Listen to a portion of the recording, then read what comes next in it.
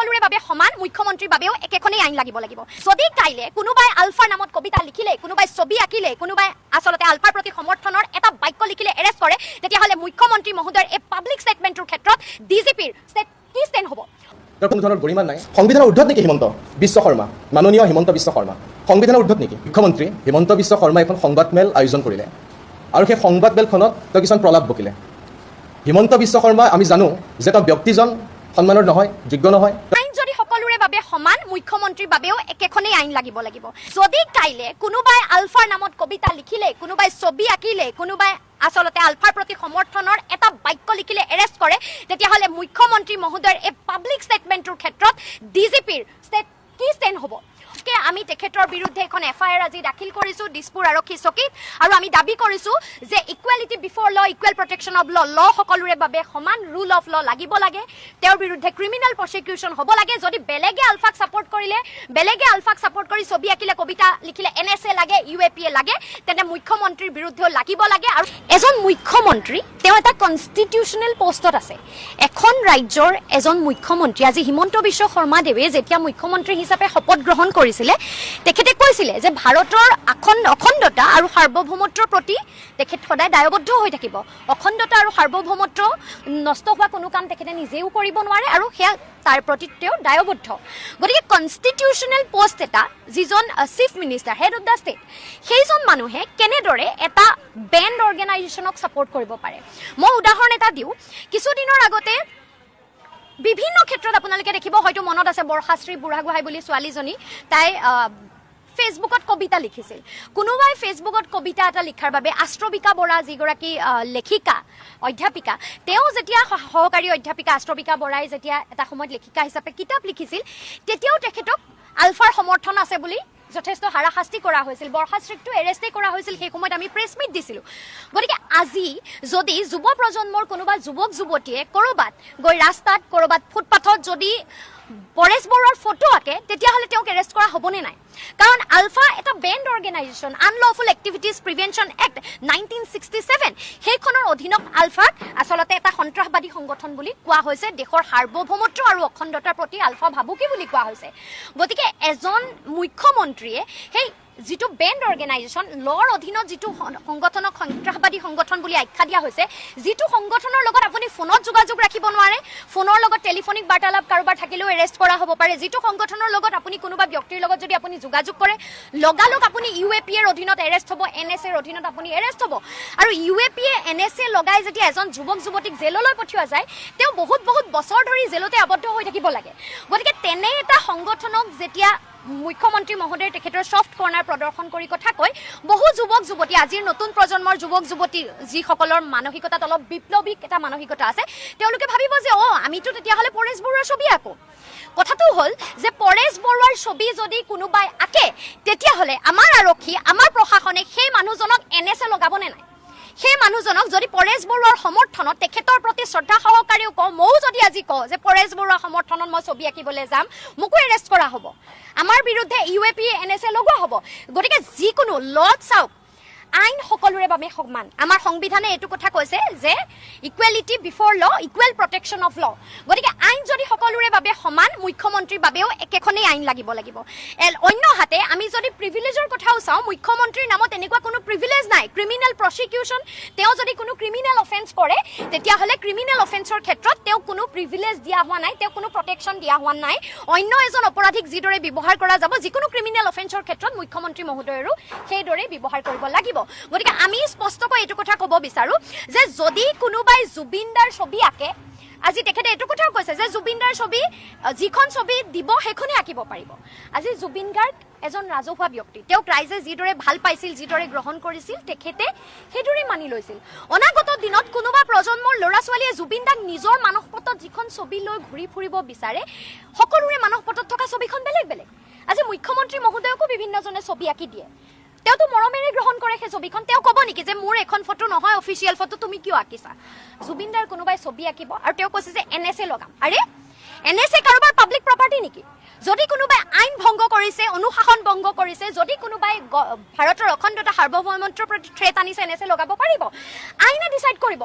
বৰ্তমান প্ৰেক্ষাপটত আজিৰ দিনটোত আমি যিটো দেখিছোঁ যে আলফাৰ প্ৰতি সমৰ্থন দেখুৱাই পৰেশ বৰুৱা ডাঙৰীয়াৰ ছবি আঁকিবলৈ কৈ নতুন প্ৰজন্মক তেখেতে উৎসাহিছে। তেখেতে তেওঁলোকক বিপথে যাবলৈ পৰিচালিত কৰিছে, আলফাৰ প্ৰতি সমৰ্থন দিবলৈ পৰিচালিত কৰিছে আৰু তেওঁ এইটো কথা বুজাইছে যে ছবি আঁকা বিপ্লৱ যদি কৰিছে তেতিয়াহ'লে পৰেশ বৰুৱাৰ ছবি আঁকা। আমাৰ স্পষ্ট দাবী, স্পষ্ট প্ৰশ্ন, আৰক্ষী প্ৰশাসন, আচলতে ডিজিপি অসমৰ ডিজিপি মহোদয়লৈ প্ৰশ্ন আৰু দিছপুৰ পুলিচ থানাত আমি কেছখন দিছোঁ। এইটো প্ৰশ্ন যে অহাকালি বা অনাগত দিনবোৰত কোনোবা অসমৰ উঠি অহা প্ৰজন্মৰ ল'ৰা ছোৱালী, ধৰি ল'লো মাৰ্চেল বৰুৱাই যদি বা অন্যান্য দল সংগঠনে যদি পৰেশ বৰুৱাৰ ছবি আঁকে, তেওঁ কিমান দিনলৈ জেলত থাকিব লাগিব? তেওঁতো UAP NSAৰ অধীনত এৰেষ্ট হ'ব। গতিকে সেই দায়িত্ব কোনে ল'ব? আজি মুখ্যমন্ত্ৰী মহোদয়ে যিটো প্ৰভোগ কৰিছে এই ষ্টেটমেণ্টৰ জৰিয়তে য়ং জেনেৰেশ্যনক, বহু ল'ৰা ছোৱালী আলফালৈ যাবলৈ বিচাৰি থাকে, গুচি যায় যেতিয়া তেতিয়াই। আমি ধৰি ধৰি আনিব লাগে, পুলিচে ধৰি ধৰি আনে। বহু ঘৰৰ মানুহক হাৰাশাস্তি কৰা হয়, কৰা নহয় নেকি? কোনোবা এজন ঘৰৰ মানুহৰ সঞ্জীৱ বুলি যিজন গুৱাহাটী বিশ্ববিদ্যালয়ৰ ছাত্ৰ আছিলে, তেওঁ বহুত বছৰ জেলত থাকিলে, থকা নাই নে? কিয়? কাৰণ তেওঁ আলফাৰ লগত এটা সম্পৰ্ক আছিল বুলি এটা মেছেজ ওলালে বা সেইটোৰ বিষয়ত কিছুমান প্ৰমাণ পোৱা গ'ল। গতিকে এজন বিশ্ববিদ্যালয়ত পঢ়ি থকা সম্ভাৱনাপূৰ্ণ ছাত্ৰৰ গোটেই ভৱিষ্যত নষ্ট হৈ গৈছে। তেওঁ জেলৰ পৰা পিছৰ পৰ্যায়ত পৰীক্ষা দিছে। গতিকে তেনে এটা সংগঠনক পাব্লিকলি অন ৰেকৰ্ড কেমেৰাৰ সন্মুখত প্ৰেছ মিট দি এখন দেশৰ চিফ মিনিষ্টাৰে যেতিয়া পাব্লিক ষ্টেটমেণ্ট দিয়ে, তেওঁ ডাইৰেক্টলি এটা প্ৰমোশ্যন কৰিছে সেই যিটো আনলফুল এক্টিভিটিজ প্ৰিভেনশ্যন এক্টৰ আণ্ডাৰত বেন কৰি থোৱা অৰ্গেনাইজেশ্যন, সেই অৰ্গেনাইজেশ্যনটোৰ তেওঁ প্ৰমোশ্যন কৰিছে। সেই ষ্টেটমেণ্টৰ জৰিয়তে নতুন প্ৰজন্মক তেওঁ প্ৰভোগ কৰিছে যাতে নতুন প্ৰজন্মই গৈ ছবি আঁকক পৰেশ বৰুৱা, আৰু তাৰ পাছত যেতিয়া সেই ল'ৰা ছোৱালীবোৰক জেললৈ লৈ যোৱা যাব, তেওঁ তাৰ কাৰণে ৰেছপনচিবিলিটি ল'বনে নাই? আমি আৰক্ষী প্ৰশাসন ডিজিপি মহোদয়ক এইটো স্পষ্টকৈ কওঁ, যদি কাইলৈ কোনোবাই আলফাৰ নামত কবিতা লিখিলে, কোনোবাই ছবি আঁকিলে, কোনোবাই আচলতে আলফাৰ প্ৰতি সমৰ্থনৰ এটা বাক্য লিখিলে এৰেষ্ট কৰে, তেতিয়াহ'লে মুখ্যমন্ত্ৰী মহোদয়ৰ এই পাব্লিক ষ্টেটমেণ্টটোৰ ক্ষেত্ৰত ডিজিপিৰ কি ষ্টেণ্ড হ'ব? অসমৰ প্ৰশাসনৰ, অসমৰ আৰক্ষীৰ কি ষ্টেণ্ড হ'ব? এইটো আমাক জানিব লাগিব। কাৰণ সাংবিধানিক পদমৰ্যাদাত এখন ৰাজ্যৰ মুখ্যমন্ত্ৰী হিচাপে যেতিয়া এজন ব্যক্তি থাকে, তেওঁৰ যথেষ্ট দায়বদ্ধতা থাকে।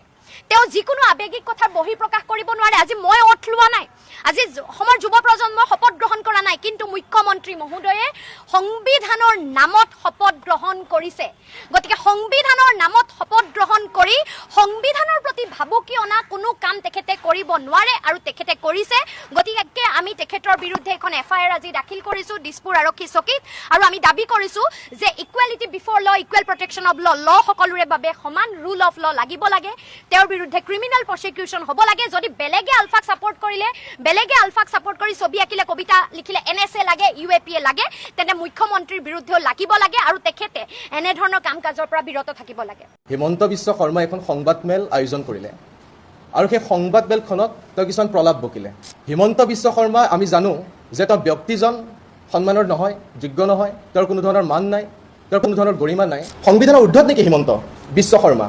মাননীয় হিমন্ত বিশ্ব শৰ্মা সংবিধানৰ ঊৰ্ধত নেকি? মুখ্যমন্ত্ৰী হিমন্ত বিশ্ব শৰ্মাই এখন সংবাদমেল আয়োজন কৰিলে আৰু সেই সংবাদমেলখনত তেওঁ কিছুমান প্ৰলাপ বকিলে। হিমন্ত বিশ্ব শৰ্মা আমি জানো যে তেওঁ ব্যক্তিজন সন্মানৰ নহয়, যোগ্য নহয়, তেওঁৰ কোনো ধৰণৰ মান নাই, তেওঁৰ কোনো ধৰণৰ গৰিমা নাই।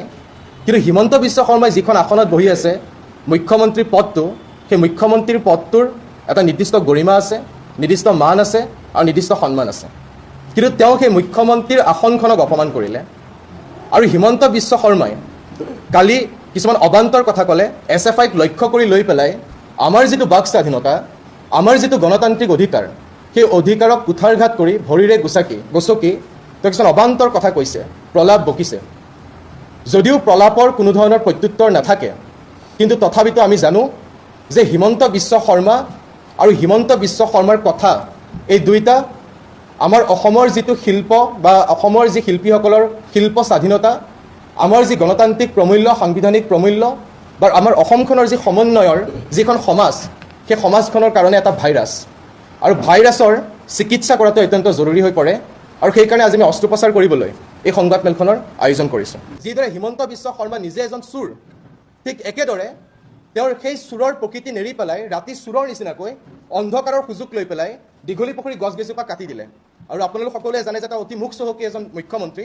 তেওঁ তাৰপিছত কৈছিল যে আমি স্থানান্তৰ কৰিম গছৰ, আৰু আজি সংবাদ মাধ্যমত কি প্ৰকাশ পাইছে যে হস্তান্তৰ কৰা স্থানান্তৰ কৰা দীঘলী পুখুৰী গছৰ এজোপা গছো বাচি নাথাকিল।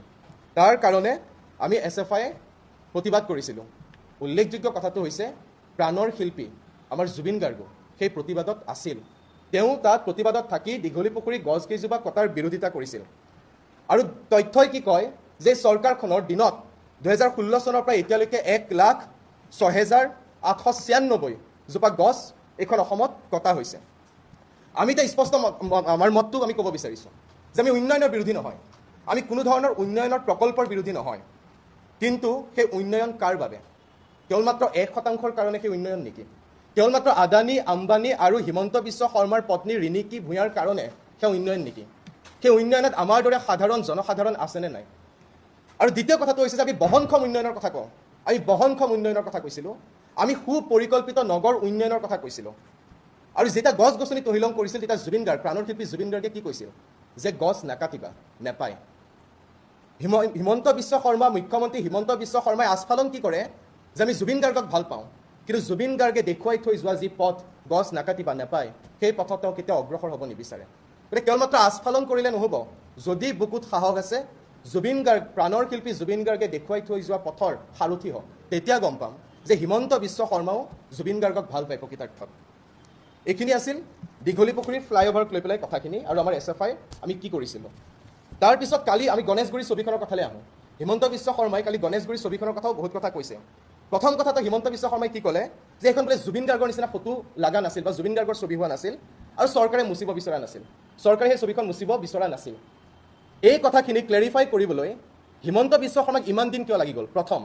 দ্বিতীয়, যেতিয়া ছবিখন মুচা হৈছিল তেতিয়া চিত্ৰশিল্পী মাৰ্চেল বৰুৱাই পুনৰ অংকন কৰিবৰ কাৰণে যেতিয়া গণেশগুৰি আহিছিল তেতিয়া প্ৰশাসনে তেওঁক লৈ গৈছিল আৰু প্ৰশাসনে কৈছিল যে 3 জুলাইৰ পিছত অংকন কৰিবা।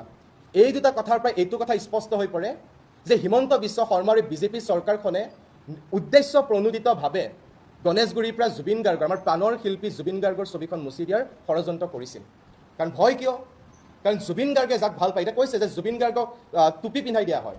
আৰে জুবিন গাৰ্গে নিজেই সেই টুপিটো পিন্ধে আৰু জুবিন গাৰ্গে সেই টুপিটো পিন্ধি পেলাই তেওঁ ভাল পোৱা 3জন ব্যক্তিৰ অন্যতম চে গুয়েভাৰাৰ তেওঁৰ যি সংগ্ৰাম, তেওঁৰ যি সমাজবাদৰ কথা বতৰা তাৰ লগত তেওঁ সংযোগ স্থাপন কৰে। জুবিন গাৰ্গক আমি টুপি পিন্ধোৱা নাই, জুবিন গাৰ্গক আমি সমাজবাদী সজোৱা নাই, জুবিন গাৰ্গক আমি কমিউনিষ্ট বুলি কোৱা নাই। স্বয়ং প্ৰাণৰ শিল্পী জুবিন গাৰ্গে নিজেই স্ব-ঘোষণা কৰি থৈ গৈছিল চে গুয়েভাৰাক ভাল পাওঁ বুলি, সমাজবাদৰ কথা কৈছিল, অসমত এতিয়া লাল চালামৰ সময় আহিছে বুলি কৈ গৈছিল, সেয়া স্বয়ং জুবিন গাৰ্গে কৈছিল। তাৰপিছত তেওঁ গৰিমা গাৰ্গৰ স্বীকৃতিৰ কথা ক'লে, আমাৰ গৰিমা বৰ স্বীকৃতি লাগিব। আপোনালোকে যদি ফেচবুকত চাই সেই ছবিখন মুচি পেলোৱাৰ পিছত খুদ গৰিমা বয়ে নিজে ফেচবুকত মৰ্মান্তিক হৈ পেলাই অতি হৃদয় বিদাৰক কথা গৰিমা বয়ে নিজে ফেচবুকত লিখিছিল যে জুবিন গাৰ্গৰ ছবিখনে গুৱাহাটীৰ চহৰখন ইমান কদৰ্য কৰিছেনে, সেইবুলি তেওঁ নিজে মৰ্মান্তিক হৈ এটা হৃদয় বিদাৰক ঘটনা। গতিকে তেতিয়াই গৰিমা বয়ে স্বীকৃতি প্ৰদান কৰি থৈ গৈছিলে। তাৰপিছত হিমন্ত বিশ্ব শৰ্মা কোন হয় তেওঁ আকৌ সেই কথা ক'বলৈ দোহৰাবলৈ। তাৰপিছত তেওঁ কৈছে যে পুলিচ প্ৰশাসনৰ কথা কৈছে। চিত্ৰশিল্পী মাৰ্চেল বৰুৱাক আটক কৰি পেলাই লৈ গৈ পেলাই পুলিচে বোলে কৈছে তুমি অকণমান ৰৈ দিয়া, আমি ভাল আৰ্টিষ্টৰ দৰে ছবি অঁকাম। এতিয়া যিদৰে আমাৰ প্ৰধানমন্ত্ৰীগৰাকীৰ এণ্টায়াৰ পলিটিকেল ছায়েন্সৰ ওপৰত ডিগ্ৰী আছে, ঠিক তেনেদৰে আমাৰ মুখ্যমন্ত্ৰীগৰাকীৰ কিবা এণ্টায়াৰ কিবা আৰ্টৰ ওপৰত কিবা ডিগ্ৰী আছে নে ডিপ্ল'মা আছে আমি নাজানো, কিন্তু হিমন্ত বিশ্ব শৰ্মাই হাতত ছবি আঁকিব জানে নে নাজানে? তেওঁ কোন নিৰ্ধাৰণ কৰিবলৈ যে তেওঁ ভাল আৰ্টিষ্ট কোন হয়, বেয়া আৰ্টিষ্ট কোন হয়, তেওঁ কোন? আৰু পুলিচ প্ৰশাসনক লগাইছে বোলে, পুলিচ প্ৰশাসনে কৈছে আমি ভাল আৰ্টিষ্টক লগাম। ঘটনা কি ঘটি আছে? যোৱা 10টা বছৰত 2 লাখতকৈ অধিক নাৰীৰ বিৰুদ্ধে অপৰাধজনিত ঘটনা সংঘটিত হৈ আছে। পুলিচ প্ৰশাসনে সেইবিলাক বিষয়ে মনোযোগ দিব লাগে নে ভাল আৰ্টিষ্ট কোন বেয়া আৰ্টিষ্ট কোন সেয়া নিৰ্ধাৰণ কৰিব লাগে? সংবিধানে দিছে নেকি হিমন্ত বিশ্ব শৰ্মাক অধিকাৰ? সংবিধানে দিছে নেকি পুলিচ প্ৰশাসনক অধিকাৰ ভাল আৰ্টিষ্ট কোন হ'ব বেয়া আৰ্টিষ্ট কোন হ'ব? আৰু তাৰপিছত এই যে চিন্তাবিলাক আহে হিমন্ত বিশ্ব শৰ্মাৰ, এইটো আচলতে এটা উৰ্বৰ মস্তিষ্কৰ আচলতে যুগান্তকাৰী আৱিষ্কাৰ হিমন্ত বিশ্ব শৰ্মাই যে পুলিচ প্ৰশাসনে এটা নিৰ্ধাৰণ কৰিব ভাল আৰ্টিষ্ট কোন বেয়া আৰ্টিষ্ট কোন। ইয়াৰ ওপৰত আচলতে এখন গৱেষণা হ'ব লাগে। আৰু হিমন্ত বিশ্ব শৰ্মাই নিজেও কৈছে তেওঁ ৰং বোলাব। যিখন হাতেৰে হিমন্ত বিশ্ব শৰ্মাৰ কথা কৈছে, যিখন হাতেৰে আমাৰ সাধাৰণ দৰিদ্ৰ কৃষক শ্ৰমিকক উচ্ছেদ কৰি পেলাই যিখন হাত তেজৰে ৰাঙলী হৈ আছে, সাধাৰণ ঘৰৰ পইচা মাৰি পেলাই যিখন হাতেৰে পইচা মাৰিছে হিমন্ত বিশ্ব শৰ্মাই, সেই হিমন্ত বিশ্ব শৰ্মাৰ হাতেৰে যদি তুলিকা তেওঁ ধৰে তেতিয়াহ'লে সেয়া আৰ্টৰ প্ৰতি অপমান, সেয়া চিত্ৰশিল্পৰ প্ৰতি অপমান। গতিকে তেওঁ নধৰাই ভাল তুলিকা হাতত লোৱাটো। তাৰপিছত তেওঁ কি কৈছে? তেওঁ কৈছে যে এতিয়াতো এনেকুৱা হৈ গৈছে যে আমি জীৱন্ত অৱস্থাত যাক ভাল পাইছিলোঁ জুবিন গাৰ্গক যোনে ভাল পাইছিল তেওঁলোকক এতিয়া বেয়া পোৱাৰ নিচিনা এটা পৰিৱেশ ৰচনা কৰা হৈছে। কিমান ভাল পায় প্ৰমাণ কি হৈছে বিধানসভাত। বিমল বৰাই কি ক'লে? মন্ত্ৰী বিমল বৰাই বিধানসভাত তথ্য দাঙি ধৰিছে যে জুবিন ক্ষেত্ৰ নিৰ্মাণৰ কাৰণে কেৱল মাত্ৰ 30% কাম এতিয়ালৈকে সম্পন্ন হৈছে। কিমান হ'ল? অক্টোবৰ মাহ, নৱেম্বৰ, ডিচেম্বৰ, জানুৱাৰী, ফেব্ৰুৱাৰী, মাৰ্চ, এপ্ৰিল, মে', জুন, জুলাইত ভৰি দিছোঁ। আৰু এই গোটেই মাহকেইটাত কিমান কাম সমাপ্ত হ'ল? 30%। আৰু কি কাম হৈছে 30%? পকী চাৰিসীমা নিৰ্মাণৰ 30% কাম সম্পন্ন হৈছে। এয়া হৈছে হিমন্ত বিশ্ব শৰ্মাৰ জুবিন গাৰ্গৰ প্ৰতি, প্ৰাণৰ শিল্পী জুবিন গাৰ্গৰ প্ৰতি থকা চেনেহ, প্ৰাণৰ শিল্পী জুবিন গাৰ্গৰ প্ৰতি থকা ভালপোৱা। তাৰপিছত এতিয়া SFI কথালৈ আহিছোঁ। আমাৰ হিমন্ত বিশ্ব শৰ্মাই SPDC কৈছে বোলে এতিয়া আৰু SFI উৰণ সেতুত ছবি অংকন কৰিব নোৱাৰে। They will be arrested. আমাক এৰেষ্ট কৰিব। হিমন্ত বিশ্ব শৰ্মাৰ ব্যক্তিগত সম্পত্তি নেকি অসমখন? ৰিণিকী ভূঞাৰ ব্যক্তিগত সম্পত্তি নেকি অসমখন? কোনে অধিকাৰ দিছে? আমি তাত ছবি অংকন কৰাৰ অধিকাৰ SFI আছে আৰু অংকন কৰি যাব। হিমন্ত বিশ্ব শৰ্মাৰ ব্যক্তিগত সম্পত্তি নহয়, ৰিণিকী ভূঞাৰ ব্যক্তিগত সম্পত্তি নহয়, ইয়াৰ ৰাজহুৱা সম্পদ, আৰু ৰাজহুৱা সম্পদত সকলোৰে অধিকাৰ আছে। আৰু মই কৈছোঁ অকল SFI কিয়? সকলোৱে বিভিন্ন দল সংগঠনে ছবি আঁকক, RSS আহক, RSS আহি পেলাই ছবি আঁকক, কিন্তু জুবিন গাৰ্গৰ ছবি আঁকাৰ সমান্তৰালভাৱে RSS এইটোও লিখক যে মোৰ কোনো জাতি নাই, মোৰ কোনো ধৰ্ম নাই, তেতিয়া মানিম। RSSও আহক, আমিতো আমন্ত্ৰণ জনাইছোঁ, আমি শিল্পৰ স্বাধীনতাক লৈ SFI সক্ৰিয়, যে কোনো দল মত ৰাজনৈতিক আদৰ্শ নিৰ্বিশেষে সকলোৰে অধিকাৰ থাকিব লাগে ছবি অংকন কৰাৰ। গতিকে RSSও আঁকক, খালি জুবিন গাৰ্গৰ সেই প্ৰকৃত আদৰ্শটো তুলিও ধৰক। তাৰপিছত ছবি অঁকাৰ স্বাধীনতা, দেশৰ আইন কানুনৰ ঊৰ্ধত নেকি হিমন্ত বিশ্ব শৰ্মা যে তেওঁ ছবি অঁকাৰ বিৰোধিতা কৰিব? এনেকুৱা লাগি আছে যে মুখ্যমন্ত্ৰীৰ আসনখনতে বহি আছে, কিন্তু বাটৰ যে গুণ্ডাবিলাক, বাটৰ যে মাবালীবিলাক য'ত ত'ত মাৰপিট লাগিবলৈ সাজু হৈ থাকে, তেনেকুৱা ধৰণৰ তেওঁৰ ভাষ্য হিমন্ত বিশ্ব শৰ্মাৰ, এনেকুৱা ধৰণৰ ভাষ্য তেওঁ দিয়ে। বাটৰ গুণ্ডা, বাটৰ মাবালীৰ পৰা তেওঁ কোনো পৃথক নহয়, এনেকুৱাই প্ৰমাণ কৰিছে তেওঁ। তাৰপিছত আৰু আটাইতকৈ মৰ্মান্তিক ঘটনাটো কি যে হিমন্ত বিশ্ব শৰ্মাই এতিয়া কি কৈছে? জুবিন গাৰ্গ, বিদ্ৰোহী শিল্পী জুবিন গাৰ্গৰ প্ৰতিচ্ছবি অংকন কৰিবলৈ এতিয়া হিমন্ত বিশ্ব শৰ্মাৰ অনুমতি ল'ব লাগিব। এনেকুৱা দুৰ্দশা, এনেকুৱা অৱস্থালৈ আমি অসমখন এতিয়া গৈছোঁ যে আমি প্ৰাণৰ শিল্পী জুবিন গাৰ্গৰ ছবি অংকন কৰিবলৈ হিমন্ত বিশ্ব শৰ্মাৰ দৰে ব্যক্তি এজনৰ অনুমতি নলওঁ, আমি আঁকিম। তাৰপিছত মোৰ এই গোটেই কথাখিনিৰ অৰ্থটো কি? গোটেই কথাখিনিৰ অৰ্থটো হৈছে যে হিমন্ত বিশ্ব শৰ্মাই আচলতে জুবিন গাৰ্গক কিয় ইমান ভয় কৰে? এই জুবিন সত্তাটোক লৈ পেলাই আমাৰ হিমন্ত বিশ্ব শৰ্মা ত্ৰাসিত কিয়? কাৰণ জুবিন গাৰ্গে যেতিয়া কয় যে অসমত এতিয়া লাল চালামৰ সময় আহিছে, তেতিয়া চাগে হিমন্ত বিশ্ব শৰ্মাই নিজৰ চকীখনৰ পৰা হাত জাপ মাৰে। যেতিয়া জুবিন গাৰ্গে কয়, নতুন প্ৰজন্মক অনুপ্ৰাণিত কৰে যে সমাজবাদী হওক, সমাজবাদৰ কথাত যা, তেতিয়া চাগে তেওঁ ঘূৰাই শ্লিপিং টেবলেট খাই পেলাই শুবলৈ বাধ্য হয়। কিহৰ কাৰণে ভয়? কাৰণ হিমন্ত বিশ্ব শৰ্মাৰ যি জনবিৰোধী নীতি, হিমন্ত বিশ্ব শৰ্মাৰ যি ছাত্ৰ সমাজ বিৰোধী নীতি, মহিলা বিৰোধী নীতি, সেই নীতিক প্ৰত্যাহ্বান জনাই সমাজবাদৰ আদৰ্শই, আৰু জুবিন গাৰ্গে সেই সমাজবাদৰ আদৰ্শ পোষকতা কৰিছিল। সেইকাৰণে চাগে জুবিন সত্তাটোলৈ আমাৰ হিমন্ত বিশ্ব শৰ্মাৰ ভয়। তাৰপিছত তেওঁ কি কৈছে? তেওঁ লাষ্টৰ একদম বক্তব্যৰ লাষ্টত তেওঁ কৈছে যে এতিয়া অসমখন SFI খাইছে।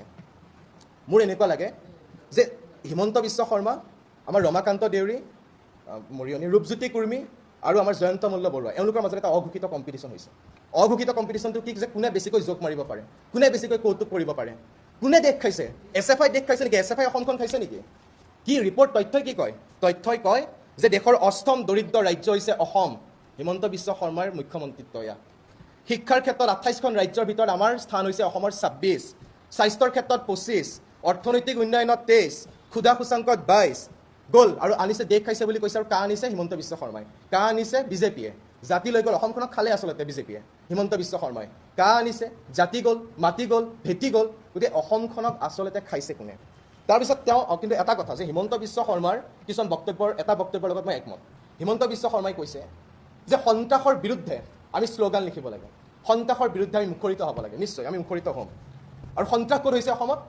যেতিয়া সাধাৰণ দৰিদ্ৰ কৃষক খেতিয়কৰ মাটি উচ্ছেদ কৰি তেওঁলোকৰ ঘৰ বাৰী ভাঙি শূন্য দৰত, এটকা দৰত পুঁজিপতিক মাটি দিয়া হৈছে, আদানী আম্বানীক মাটি বিলাই দিয়া হৈছে, গতাই দিয়া হৈছে, আৰু তাৰপিছত যেতিয়া মানুহৰ গোটেই ঘৰখন নাইকিয়া হৈছে, নিজৰ মাটিৰ পৰা তেওঁলোকক আঁতৰাই পঠিওৱা হৈছে, সেয়া হৈছে হিমন্ত বিশ্ব শৰ্মাৰ সন্ত্ৰাস।